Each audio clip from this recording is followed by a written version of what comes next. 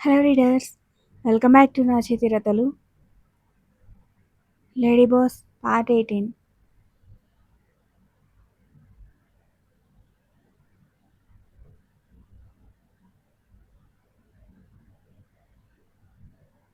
Gun పట్టుకున్న చేతికి bullet వచ్చి తగిలేసరికి గన్ వదిలేసి కార్ వెనక్కి వెళ్ళిపోయాడు ఆ రౌడీ బ్యాచ్ లీడ్.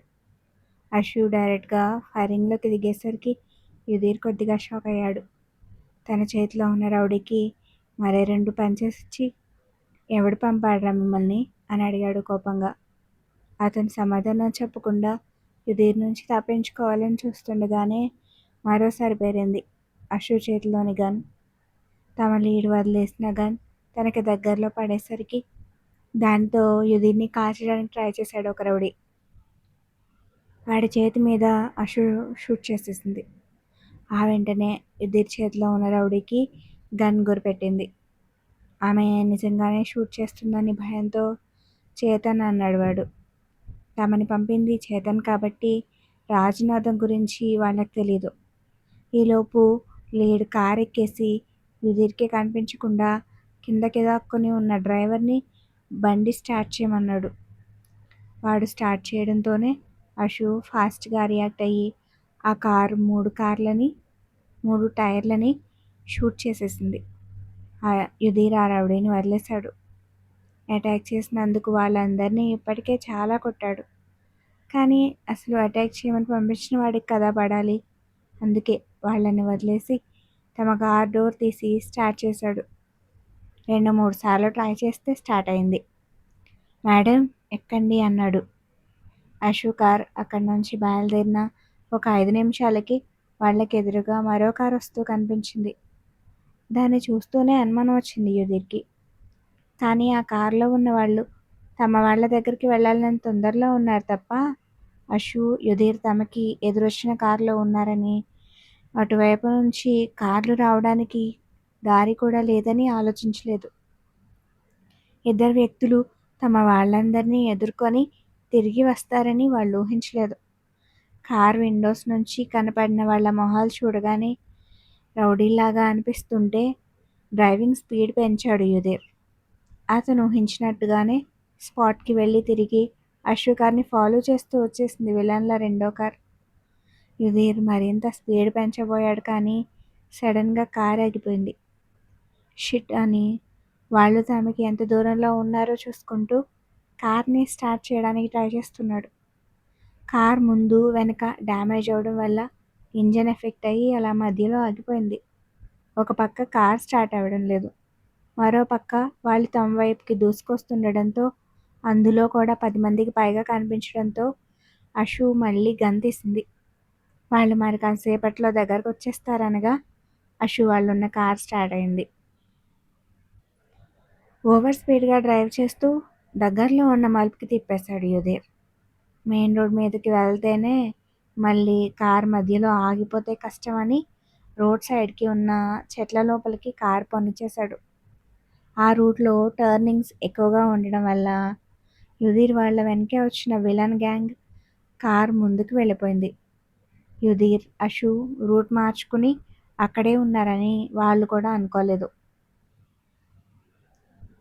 చిన్న చిన్న చెట్లున్న వైపుగా పోనిచ్చిన యుధీర్ మెయిన్ రోడ్ నుంచి ఒక 1/2 కిలోమీటర్ దూరం వచ్చేశారు. యుధీర్, అశు కాసేపటికి యుధీర్ ఊహించినట్టుగానే వాళ్ళ కారు పూర్తిగా ఆగిపోయింది. ఎన్నిసార్లు ట్రై చేసినా స్టార్ట్ అవ్వలేదు. ఒకసారి చుట్టూ చూసి అక్కడంతా దడ్డంగా ఉండేసరికి రిలీఫ్గా స్టీరింగ్ మీదకి వాలిపోయాడు యుధీర్. అశు కూడా రిలాక్స్ అవుతూ తల వెనక్కా నుంచి కళ్ళు మూసుకుంది. నిమిషం తర్వాత యుధీర్ తలెత్తి అశుని చూశాడు. విలన్ గ్యాంగ్ కార్ని గుద్దినప్పుడు తగిలిందనుకుంటా అశు నుదుటి మీద దెబ్బ కనిపించింది. అసలే తెల్లగా సుకుమారంగా ఉంటుంది ఆమె. చిన్న దెబ్బే అయినా తెల్లటి చర్మం మీద కమిలిపోయినట్టు మచ్చ పడిపోయింది. చాలా బాధగా అనిపించింది యుధీర్కి. నెమ్మదిగా వేలుతో అక్కడ తడిమాడు. అశు కళ్ళు తెరిచి యుధీర్ని, అతని చేతిని చూసి ఇట్స్ ఓకే చిన్నదే అంది. కార్లో ఫస్ట్ ఎయిడ్ బాక్స్ ఏమైనా ఉందేమో అని చూస్తే లేదు. కార్ స్టార్ట్ అవుతుందేమో అని మరోసారి ట్రై చేశాడు, కానీ అవ్వలేదు. అనుకున్నట్టే అయింది మేడం. మెయిన్ రోడ్ మీదకి వెళ్ళిపోయుంటే దారిలోనే ఆగిపోయేవాళ్ళం అన్నాడు చుట్టూ చూస్తూ. కానీ మన కార్ని ఫాలో చేస్తూ వెళ్ళిన వాళ్ళు మనకు కనిపించలేదని వెనక్కొచ్చే ఛాన్స్ ఉంది సుధీర్. ఇక్కడున్నా అటాక్ చేస్తారు కదా! డెఫినెట్‌గా రావచ్చు, కానీ చుట్టూ ఇన్ని చెట్లున్నాయి. దాదాపు అడవిలా ఉంది. మనం ఎటు సైడ్ వచ్చామో వాళ్ళకి తెలీదు. వెతకడం కష్టం. ఇక్కడైతే మనం కనిపించే ఛాన్స్ చాలా తక్కువ. Then better to stay here అంది అషు. కానీ అంత సేఫ్ కాదేమో మేడం అంటూ పాకెట్స్ చెక్ చేసుకున్నాడు. ఫోన్ లేదు. కార్లో కూడా లేదు. ఫోన్స్ లేవు మేడం అన్నాడు. అషు తన ఫోన్ కోసం కూడా చూసుకుని దొరకకపోయేసరికి కార్లోనే పెట్టాం కదా, తీసేసినట్టున్నారు వాళ్ళు అంది. ఇప్పుడెలా? కార్ స్టార్ట్ అవ్వట్లేదు. చేతిలో ఫోన్ లేదు. వెనక్కి వెళ్తే వాళ్ళు రావచ్చు.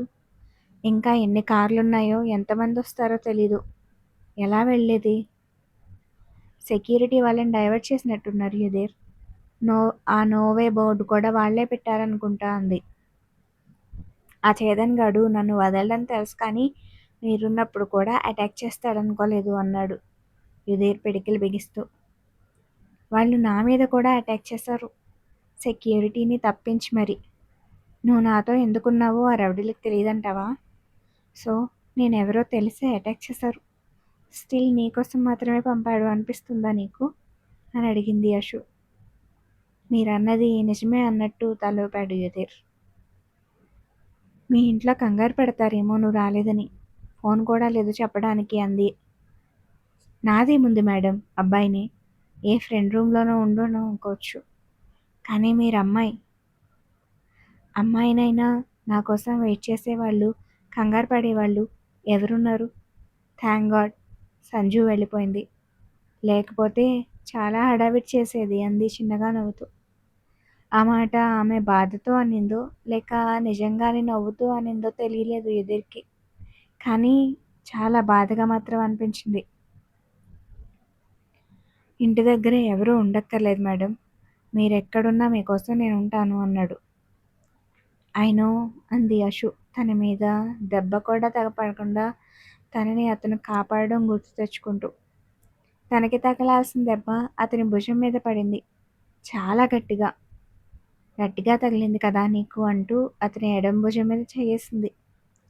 ఇస్ అన్నాడు నొప్పిగా అనిపించడంతో.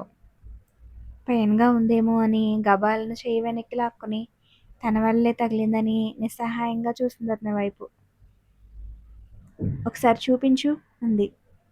షోల్డర్ మీద కావడంతో షర్ట్ తీయాలని పెద్దగా తగలలేదు మేడం అన్నాడు యుధీర్. మళ్ళీ అడగకుండా అషునే చొరవగా షర్ట్ బటన్ తీసింది. మేడం అన్నాడు ఇబ్బందిగా. నవ్వొచ్చినా కంట్రోల్ చేసుకుని వెయిట్ అని 2 బటన్స్ తీసి దెబ్బ తగిలిన చుట్టూ చూసింది. రౌడీ కొట్టిన లావుపాటి దొంగ ముద్ర వేసినట్టుగా భుజం మీద 3 అంగుళాల మేర ఎర్రగా కందిపోయి వాచినట్టుగా స్పష్టంగా కనిపిస్తుంది. యుధీర్ మీద దెబ్బ వేసినందుకు ఆ రౌడీ మీద అషుకి వెర్రి కోపం వచ్చింది, కానీ వాడిని పనిష్ చేయడానికి ఆమెకి ఛాన్స్ లేదు. అషు మీదకొచ్చాడని యుధీర్ అక్కడికక్కడే వాడి తల పగలగొట్టేశాడు. మళ్ళీ లేవనే లేదు వాడు. అది గుర్తొచ్చి కోపాన్ని పక్కన పెట్టేసి కనీసం మందు రాయడానికి కూడా కార్లో ఏం లేవనుకుంటూ అతని చేతి మీద మెల్లగా గాలి ఊదింది. మరుక్షణం యుధీర్ కళ్ళు మూసుకుని మొహం పక్కకి తిప్పేశాడు. ఆమె ఊపిరి నేరుగా తన శరీరానికి తగులుతుంటే ఏదో కొత్త ఫీలింగ్ కలుగుతుంది అతనికి. గట్టిగా ఊపిరి పీల్చుకుని పెద్దగా నొప్పి లేదు మేడం, వదిలేయండి అని బటన్స్ పెట్టేసుకున్నాడు. అతడికి మరీ దగ్గరగా వెళ్ళిపోయానని గమనించుకుని అషు తిరిగి తన సీట్లో కూర్చుంది. సెక్యూరిటీ వాళ్ళు మీరు మిస్ అయ్యారని నోటీస్ చేశాక ఏం చేస్తారు? పెద్ద న్యూస్ అవుతుందేమో మేడం బయట అన్నాడు యుధీర్. నో యుధీర్, ఏం జరిగిందో కన్ఫర్మేషన్ లేకుండా వాళ్ళు న్యూస్ స్ప్రెడ్ చేయరు. నేను ఫోన్ చేసినప్పుడు మీ కార్ వెనకాలే ఉన్నామన్నాడు డేవిడ్.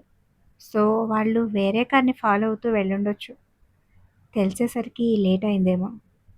సెర్చ్ చేస్తారు, కానీ బయటికి చెప్పరు అంది. అంత దూరం నుంచి వెనక్కొచ్చి వెతకడానికి చాలా టైం పడుతుంది మేడం. ఆకలేస్తుందా అని అడిగాడు. లేదు, బయలుదేరే ముందు స్నాక్స్ తిన్నాం కదా, అవ్వట్లేదు అంటూ వాటర్ బాటిల్ తీసుకుని డోర్ ఓపెన్ చేసి ఫేస్ వాష్ చేసుకుంది. కాస్త ఫ్రెష్గా అనిపించి డోర్స్ లాక్ చేసి లైట్స్ ఆఫ్ చేసేసింది. ఎవరైనా అటువైపుకి వెతుకుతూ వచ్చినా కార్ కనిపించకుండా అదే బెటర్ అనుకున్నాడు యుధీర్. అషు సీట్లో జారగిలబడి పడుకోవడానికి ప్రయత్నిస్తుంది. ఆమె ఇలా రాత్రంతా కారులో ఇబ్బంది పడడం నచ్చలేదు యుధీర్కి. అలాగని రోడ్డు మీదకి వెళ్తే రిస్క్. తను ఒక్కడే అయితే ఎలాగైనా ఖచ్చితంగా వెళ్ళిపోయేవాడు. కానీ అతనికి కూడా అషు ఉంది కాబట్టి ఏం చేయాలా అని ఆలోచిస్తున్నాడు. అషు అలసిపోయి ఉంటుందనుకుని, మీరు వెనక సీట్లో నిద్రపోండి మేడం, నేను మెలకుగా ఉంటాను అన్నాడు. నిద్ర రావట్లేదు అంది. ఆమె ఎంత తన బాస్ అయినా ఆడపిల్ల కాబట్టి సంకోచిస్తుందేమో అనిపించింది యుధీర్కి. ఎవరూ లేని ప్లేస్లో ఇలా ఒక నైట్ మొత్తం తనతో కార్లో ఒంటరిగా ఉండడం సేఫా కాదా అని ఆలోచిస్తూ ఉండొచ్చని, నా వల్ల ఎలాంటి ప్రాబ్లం రాదు, ధైర్యం పడుకోవచ్చని చెప్తే ఎలా ఉంటుందో అని ఆలోచిస్తున్నాడు. డోంట్ వరీ మేడం, నేను మిమ్మల్ని సేఫ్గా ఇంటికి తీసుకెళ్తాను, పడుకోండి అన్నాడు. తల తిప్పి అతని వైపు చూసింది అషు. ట్రస్ట్ మీ అన్నాడు యుధీర్. నీ మీద ఆ మాత్రం నమ్మకం లేకపోతే నువ్వు కూడా సెక్యూరిటీ కార్లోనే ఉండేవాడు యుధీర్. ఇలా సపరేట్ కార్లో నీతో ఒక్కదాన్నే ఇంత దూరం రాను అంది. తన మీద ఆమెకి ఎంత నమ్మకం ఉందో ఒక్క వాక్యంలో చెప్పేసరికి మాట రాలేదు అతనికి. తన మీద తనకి ఒక ప్రౌడ్ ఫీలింగ్ వచ్చేసింది ఆ క్షణం. ఆ తర్వాత వారి మధ్య పెద్దగా మాటలేవు. ఏం మాట్లాడాలో తెలియక మౌనాన్ని ఆశ్రయించారు ఇద్దరు. రోజు కలుసుకుని మాట్లాడుకునే వాళ్ళే అయినా ఇప్పుడు మరో మనిషి లేని ఏకాంత ప్రదేశంలో ఉండేసరికి వాళ్ళ మధ్య మాటలు కరువయ్యాయి. ఏదో కొత్త అనుభవంలా తోచింది. 10 నిమిషాల తర్వాత అషు ఒక్కసారిగా అరుస్తూ భయంగా యుధీర్ ఒడిలోకి వచ్చేసి అతన్ని గట్టిగా చుట్టేసింది. యుధీర్ కంగారుగా చుట్టూ చూసి, ఏమైంది మేడం అన్నాడు, ఎవరైనా వచ్చారేమో అని. తను కళ్ళు కూడా తెరవకుండా పా పాము అంది భయంగా. పామా, ఎక్కడ మేడం అన్నాడు కారులో చూస్తూ. అసలు కొంచెం కూడా కదలకుండా తను చూసిన వైపు వేలు చూపించింది అషు. లైట్ వేసి అషు కూర్చున్న విండో వైపుకి చూశాడు యుధీర్. మేడం, అది పాము కాదు, భయపడకండి అని చిన్నగా భుజం తట్టాడు. కాదా అంది. ఇప్పుడు ఆమె గొంతులో కంగారు తగ్గింది. కాదు మేడం, ఒకసారి మీరు చూడండి, చిన్న ఓడ అది. చెట్టు మీద నుంచి వేలాడుతుంటే మీకు చీకట్లో పాములాగా అనిపించింది. చూడండి ఒకసారి, నేనున్నాను కదా, ఏం లేదక్కడ అని ధైర్యం చెప్పి ఆమె ముఖం ఎత్తాడు. కళ్ళు తెరిచి చూసి ఊపిరి పీల్చుకుంది అషు. యుధీర్ లైట్ ఆఫ్ చేసి, అక్కడేం లేదు మేడం, టెన్షన్ అవ్వకండి, రిలాక్స్ అన్నాడు. సరే అని తను ఎక్కడుందో చూసుకుని సారీ అంటూ లేవబోయింది. ఆమె ఇబ్బందిని గమనించి చేతులు దూరంగా పెట్టి పట్టించుకోనట్టు పక్కకి చూశాడు యుధీర్. లేస్తుంటే మరో ఆలోచన వచ్చి లేవకుండా మళ్ళీ యుధీర్ ఒడిలోనే కూర్చుంది అషు. లేచేస్తూ మళ్ళీ ఎందుకు కూర్చుందని ప్రశ్నార్థకంగా చూశాడు ఆమె వైపు. కొన్ని సెకండ్లు తటపటాయించి, బరువుగా ఉన్నానా అని అడిగింది. ఏమడిగిందో 2-3 సార్లు మననం చేసుకుని లేదన్నట్టు ఫాస్ట్గా 4-5 సార్లు తలూపేశాడు యుధీర్. నిజంగా అంది. నిజంగా మేడం అన్నాడు చాలా చిన్నగా. అయితే నేను ఇలాగే ఉండనా అని సంశయంగా అడిగింది. అంతే. ఆ మాటకి షాక్కి గురయ్యాడు యుధీర్. అది చుట్టూ మొత్తం చెట్లు కదా, ఇక్కడ పాములుండే ఛాన్స్ ఉంది. ఉంటే కారులో కూడా వచ్చేయచ్చు. నేను ఇలాగే ఉండనా ప్లీజ్ అని బేలగా అడిగింది. ఉంటారా? యుధీర్ కూడా తిరిగి అడిగాడు. ఉంటానని తలూపింది. నైట్ మొత్తం? మరోసారి అడిగాడు నమ్మలేక. హా, కష్టమైతే ఈ సీట్ మీదే కొంచెం ప్లేస్ ఇవ్వు అని దిగబోతుంటే, కష్టమా, లేదు మేడం కూర్చోండి అని దిగకుండా ఆమెను పట్టుకున్నాడు. అషు చిన్న స్మైల్ ఇచ్చి కాస్త ఇబ్బందిగానే కూర్చుంది. ఇదంతా కళా నిజమా అని ఆలోచించుకునే పనిలో ఉన్నాడు యుధిర్. అషు అంత దగ్గరగా ఉండేసరికి అతని హార్ట్ బీట్ రేట్ అమాంతం పెరిగిపోయింది. ఒడిలో అషు ఉండడంతో కొంచెం కూడా కదలకుండా అలా బొమ్మలా కూర్చుని ఆమెనే చూస్తున్నాడు. పాముకి భయపడడం, తన మీదకి ఎక్కడం, దిగను అనడం. అషు నుంచి ఇలాంటి రియాక్షన్ అస్సలు ఎక్స్పెక్ట్ చేయలేదు అతను. దేనికి భయపడదు, ఎవరినైనా నోరు మూయించేలా సమాధానం ఇస్తుంది. ఇందాక కూడా కార్కి యాక్సిడెంట్ అయినా వాళ్ళు గన్ తీసినా కూడా ఆమె బెదరలేదు. ఇప్పుడు దేన్నో చూసి పాము అనుకుని వణికిపోతుంది. పాము అని చెప్తున్నప్పుడు అషు గొంతులో కంగారు, బరువుగా ఉన్నానా అని అడుగుతున్నప్పుడు ఆమె ముఖంలో కనిపించిన అమాయకత్వం, ఇక్కడ కూర్చోనా అని ప్లీడింగ్ చేస్తున్నప్పుడు ముడుచుకున్న కళ్ళు, తడబాటు, ఇలాంటి ఎక్స్ప్రెషన్స్ కూడా ఆమెలో ఉన్నాయని యుధీర్ అస్సలు అనుకోలేదు. అమ్మాయిలు ఎంత స్ట్రాంగ్గా ఉన్నా వాళ్ళలో ఉండే సుకుమారత్వం ఎక్కడికి పోదని అర్థమైంది అతనికి. అవి బయటపడడానికి ఒక టైం ఉంటుందేమో అనుకుని ఆమె ఫేస్ ఎక్స్ప్రెషన్స్ గుర్తొచ్చి నవ్వుకుంటుంటే, ఎందుకు నవ్వుతున్నావు అని ఉడుక్కుంటూ అడిగింది అషు. మీరేనా మేడం ఇది? అక్కడ డిష్యూమ్ డిష్యూమ్ అని ఇద్దరిని కాల్చి పారేశారు, ఇక్కడ పామని ఇలా భయపడిపోతున్నారు అన్నాడు. భయం కాదు యుధీర్, అంతకన్నా ఎక్కువ. అవి నన్నేమైనా చేస్తాయని భయం కాదు, చూడలేను ఎందుకో, ఒళ్ళు జలతరిస్తుంది అని ఇంకా మాట్లాడలేక ఆపేసింది. అర్థమైంది మేడం, కొంతమందికి అలానే అనిపిస్తుంది. ఇప్పుడైతే ఇక్కడేం లేవు, మీరు ధైర్యంగా నిద్రపోండి అన్నాడు. నిద్ర రావట్లేదు అని బయటకు చూస్తూ కూర్చుంది. కాసేపటికి మెల్లగా యుధీర్ కుడి భుజం మీదకి వాలి నిద్రపోయింది. యుధీర్ సీట్ వెనక్కి బెండ్ చేసి నెమ్మదిగా దాని మీదకి వాలాడు తను కూడా. అతనితో పాటు అతను జాగ్రత్తగా పట్టుకున్న అషు కూడా వాలిపోయింది.